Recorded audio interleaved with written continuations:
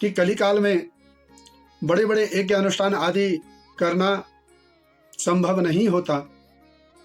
ऐसे में जो बड़े बड़े दुख साध्य धन साध्य यज्ञ हैं, उन यज्ञों को करने का फल कैसे प्राप्त करें? बड़ा सुंदर प्रश्न है। कोई उच्च कोटि के व्यक्ति ने ही ये प्रश्न किया है। देखिए, ये हमारे शास्त्रों में वर्णन आया है, दानम एकम कलो युगे। कलयुग में यज्ञ करने का फल केवल दान करने से ही प्राप्त होता है।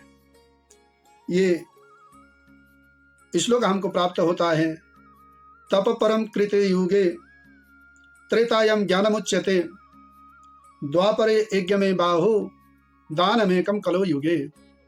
यानी सत्य युग में तो तपस्या करने से ही सब चीजों की प्राप्ति संभव है, त्रेता युग में ज्ञान से है, द्वापर युग में बड़े बड़े यज्ञ करने से अविष्ट वस्तु की प्राप्ति हो जाती है, और कलयुग में यज्ञ संभव नहीं है।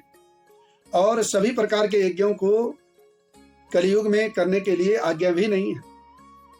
बहुत से ऐसे यज्ञ हैं जिन यज्ञों को कलिकाल में करने के लिए निषेध किया गया है।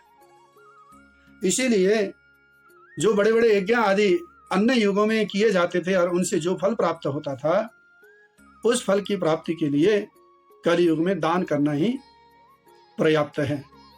कोई बहुत बड़ा यज्ञ कराना चाहे परंतु धन और साधन की कमी हो, तो उस यज्ञ के कराने का फल प्राप्त करने का मार्ग है उस यज्ञ में लगने वाले संबंधित यजन योग्य सामग्री आचार्य ब्राह्मणों को दान दें। जो दान दिया गया वस्तु है वो यज्ञ में प्रयोग किया जा सके, ऐसे वस्तु दान दें। तो आपके हृदय में जिस यज्ञ को कराने का संकल्प था या आपकी मनो इच्छा थी कि अमुक यज्ञ हो जाए, परंतु धन और समय आदि के अभाव में नहीं कर सकते, तो उसके निमित्त द्रव्य दान करने से ही, साधन के दान करने से ही आपको उस यज्ञ को करने का फल मिल जाता है।